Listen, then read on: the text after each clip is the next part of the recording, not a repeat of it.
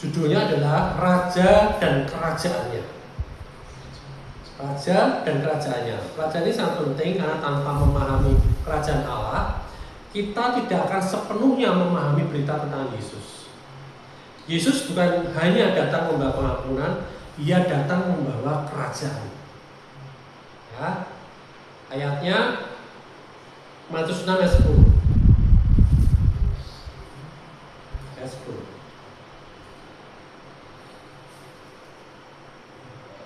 Datanglah kerajaanmu, jadilah kehendakmu di bumi seperti di sorga. Amin. Datanglah kerajaanmu, jadilah kehendakmu di bumi seperti di surga. Nah, jadi Allah adalah raja yang sejati. Dalam perjanjian lama, Israel adalah bangsa teokrasi, ya, diperintah langsung oleh Allah. Yesaya 43 ayat 15. Yesaya 43 ayat 15. 43 ayat 15.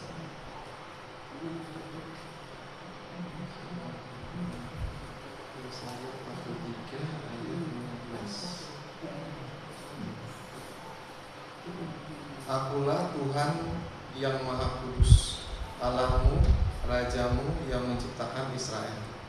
Amin. Aku Tuhan Rajamu. Jadi langsung Israel itu bangsa teokrasi, langsung diperintah oleh raja, yaitu Tuhan itu sendiri.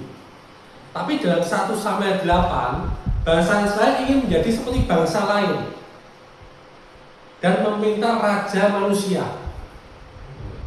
Ya. Nah, Allah izinkan itu, ya, oke, silakan. Lalu mereka memiliki raja seperti Raja Saul, Daud, ya kan, Salomo dan lain sebagainya. Ya. Tetapi ada prinsip yang jelas, ya. Jika raja taat, maka bangsa diberkati. Jika raja memberontak, bangsa hancur. Itu yang terjadi. Samuel 15 ayat 22 sampai 23, ketaatan lebih baik daripada korban. Sekarang seperti itu. Ya. Nah, konsep Mesias yaitu raja diurapi seperti apa? Setiap raja diurapi dengan minyak sebagai tanda roh Allah turun atasnya. Ya. Kata diurapi dalam bahasa Ibrani Mesias, Mesias. Ya. Dalam bahasa Yunani Kristus atau Kristos. Ya. Jadi nabi-nabi menubuatkan bahwa akan datang satu raja yang sempurna. Daniel 2 ayat 44 coba. Daniel 2 ayat 44.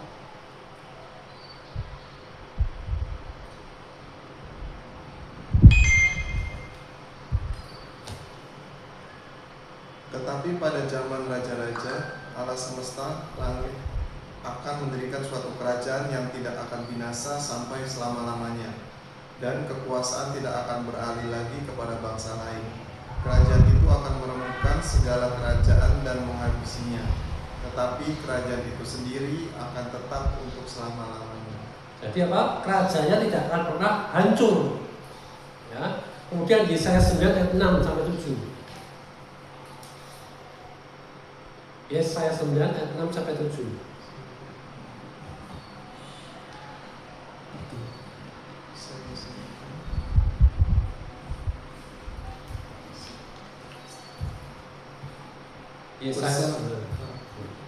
Besar kekuasaannya dan damai sejahtera tidak akan berkesudahan di atas tahta Daud dan di dalam kerajaannya, karena ia mendasarkan dan mengokohkannya dengan keadilan dan kebenaran dari sekarang sampai selama-lamanya. Kecemburuan Tuhan semesta alam akan melakukan hal ini. Jadi kerajaannya nggak akan pernah hancur, pemerintahan akan ada di atas bangunnya. Itu sudah dinubuatkan. Jadi ketika Yesus datang dan berbicara tentang kerajaan Allah, orang Yahudi ngerti. Ia sedang berbicara tentang pemerintahan Mesias yang mereka nanti-nantikan. Nah, Yesus tidak datang terutama untuk menderitakan agama baru. Ya. Ini berita utama Yesus, yaitu tentang kerajaan Allah. Dia datang untuk mengumumkan satu pemerintahan yang baru. Ya. Nah, di sini dilihat jelas ya. Matius 4 ayat 17. Ini banyak ayat ya. Matius 4 ayat 17.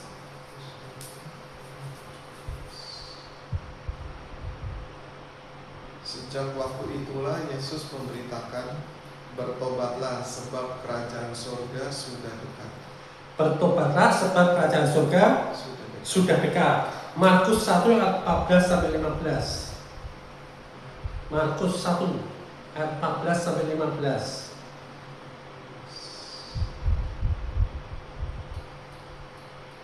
Sesudah Yohanes ditangkap, datanglah Yesus ke Galilea memberitakan Injil Allah. Katanya, waktunya telah genap, kerajaan Allah sudah dekat. Bertobatlah dan percayalah kepada Injil. Jadi Yesus memberitakan apa? Injil kerajaan Allah. Lukas 4 ayat 43.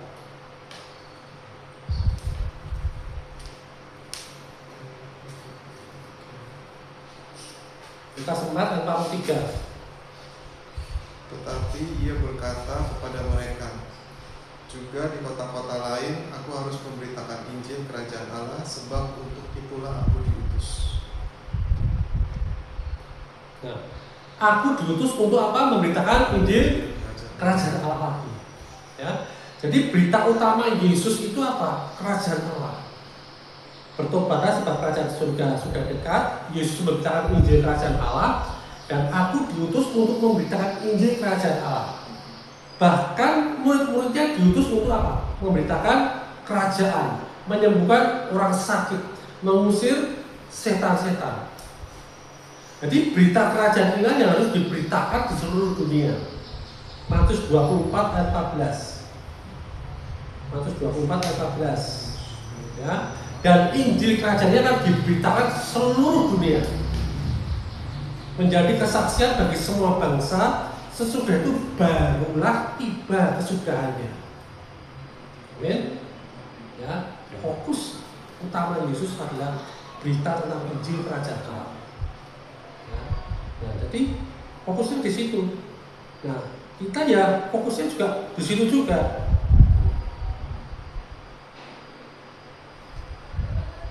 Nah, apa itu kerajaan Allah sekarang? Kerajaan Allah itu bukan suatu lokasi yang lokasi geografis. Mau coba dicari di Google Map. Ya.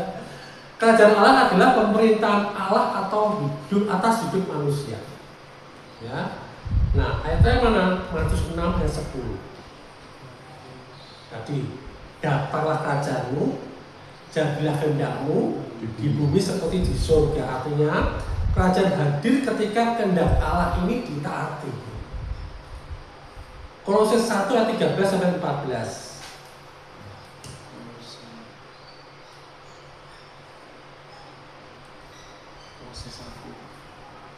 Ayat 13 14.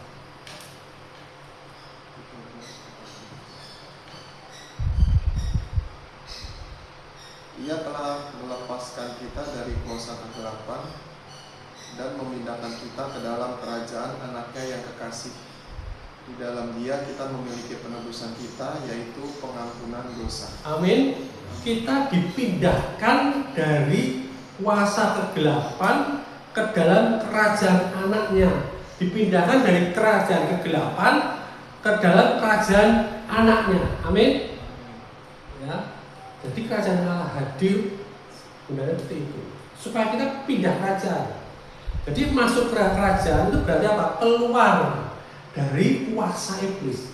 Dulu kita ada di dalam kerajaan kegelapan, kerajaan iblis yang menguasai kita iblis. Tetapi setelah kita dipindah ke dalam kerajaan anaknya, iblis sudah tidak kuasa lagi. Kita keluar dari kuasa iblis, masuk dalam pemerintahan Kristus. Amin. Nah, menerima pengampunan dosa. Kalau kita masih ada di kerajaan iblis terus, kita masih terus dipimpin oleh iblis. Kita masih dalam kondisi berdosa terus. Tapi kabar baiknya kita sudah dipindah dalam kerajaan Allah.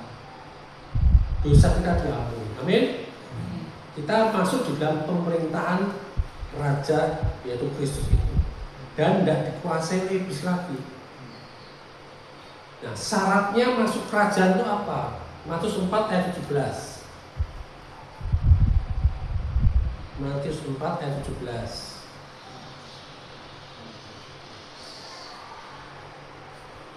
Sejak waktu itulah Yesus memberitakan, bertobatlah sebab kerajaan surga sudah dekat.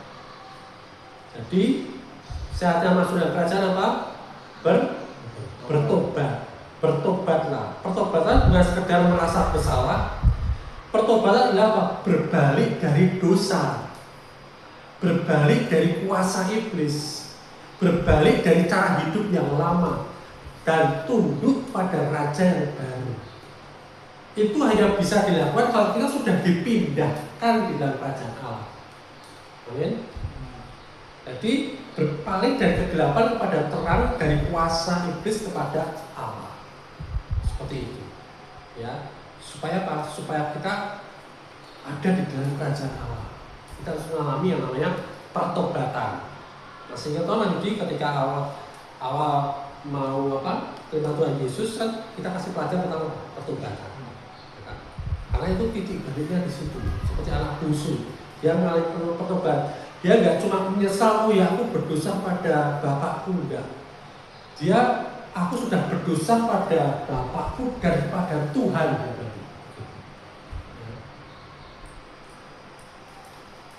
Ya, jadi nggak cuma menyesal kok, tapi bertobat, berbalik.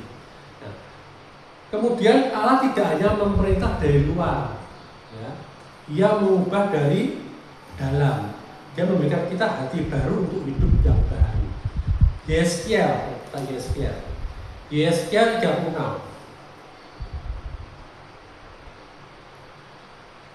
36 ayat 26-27. Ayat 26 sampai 27. Yeskiel 36. Ayat 26-27. Kamu akan kuberikan hati yang baru dan roh yang baru di dalam batinmu, dan aku akan menjauhkan dari tubuhmu hati yang keras dan kuberikan kepadamu hati yang taat. Rohku akan kuberikan diam di dalam batinmu, dan aku akan membuat kamu hidup menurut segala ketetapanku dan tetap berpegang pada peraturan-peraturanku dan melakukannya. Amin. Kamu akan kuberikan hati yang baru. Betul kan? Ya, ketika kita bertobat, kita terima Yesus sebagai Tuhan dan Juru Selamat, hati kita hati yang baru, rohnya yang baru juga, ya, di dalam hati kita. Dan aku akan menjauhkan dari tubuhmu hati yang keras, dan aku berikan kepadamu hati yang taat. Jadi hari ini yang ada dalam hidup kita adalah hati yang baru, roh yang baru, hati yang taat. Ya. Jadi ketika kita nggak taat, kita ingat, oh ya, aku hati yang taat. Kalau aku nggak taat, itu berarti bukan aku. Ya, ini bicara tentang identitas yang baru, roh yang baru. Rohku akan kuberikan diam di dalam batinmu. Jadi rohnya itu ada di dalam, bukan di luar. Dan aku akan membuat kamu hidup menurut segala ketetapanku dan tetap berpegang pada peraturan-peraturanku dan melakukan itu. Buahnya di situ. Ketika roh itu ada di dalam kita, ya, di dalam batin kita, nggak di luar dan nggak keluar masuk, ya, dia tetap menetap dalam hati kita. Dia ini yang akan membuat kita hidup. Jadi bukan kita yang berusaha untuk hidup menurut segala ketetapan, tapi dia yang akan membuat kita hidup menurut segala ketetapannya dan tetap berpegang pada peraturan-peraturan, ya, dan melakukannya. Dia yang mengerjakan itu semua bersama-sama dengan kita. Jadi kerajaan Allah itu bekerja dari hati keluar, bukan tekanan dari luar, tetapi perubahan di dalam batin kita. Dimulai dari situ. Itu kerajaan Allah. Amin. Itu ya. Nah, Injil kerajaan Allah adalah Injil anugerah. Kisah para Rasul 24 sampai 25. Kisah para Rasul 20 ayat 24 sampai 25. Jadi Injil kerajaan itu apa? Kisah Paulus 22 ayat 24 sampai 25.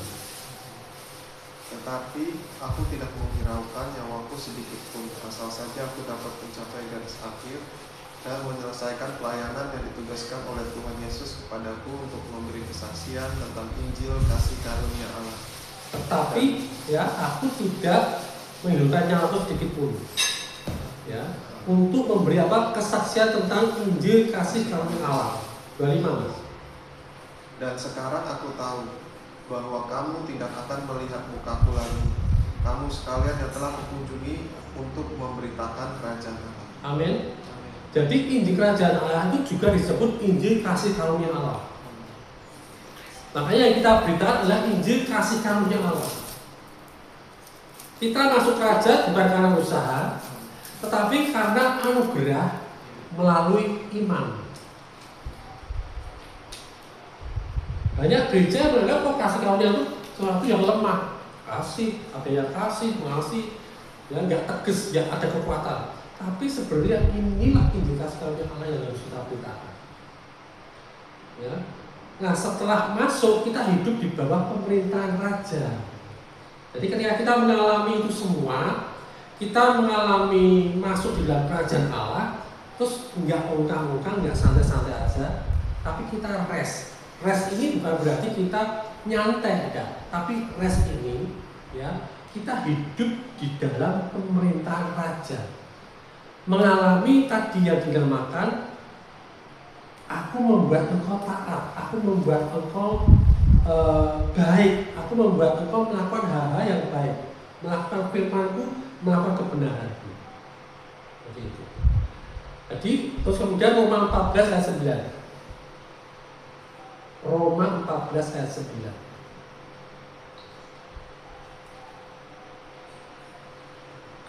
Sebab untuk itulah Kristus telah mati dan hidup kembali, supaya ia menjadi Tuhan baik atas orang-orang mati maupun atas orang-orang hidup.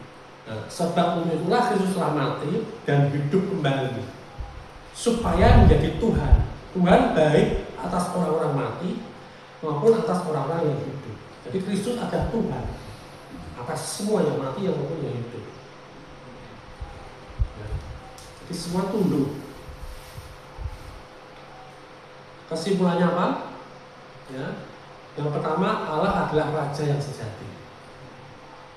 Yesus adalah Mesias, Raja yang diurapi. Ya. Berita utama Yesus adalah tentang kerajaan Allah. Kerajaan berarti apa? Pemerintahan Allah. Bukan pemerintahan iblis lagi, tapi pemerintahan Allah. Masuk kerajaan itu melalui pertobatan. Kita kemudian dipindah dari kegelapan kepada terang. Ya. Injil kerajaan adalah Injil anugerah, Injil kasih karunia. Ya. Nah, kerajaan akan datang penuh kemuliaan kelak. Kerajaan yang akan datang itu akan penuh dengan kemuliaan kelak. Ya. Nah, kesimpulannya apa? Keselamatan bukan hanya masuk surga suatu hari nanti. Keselamatan adalah berbicara tentang berpindah kerajaan, berganti pemerintahan, dan hidup di bawah raja yang benar. Amin. Kerajaan Allah sudah hadir secara rohani sekarang dan kelak akan dinyatakan sepenuhnya dalam kemuliaan. Yesus bukan hanya juru selamat, Dia adalah raja, dan kerajaannya tidak akan pernah hancur. Amin. Amin. Ya. Jadi Matius 6 ayat 13 ke atas ini. Kepunyaannya lah kerajaan dan kuasa dan kemuliaan sampai selama-lamanya. Amin. Apa baik?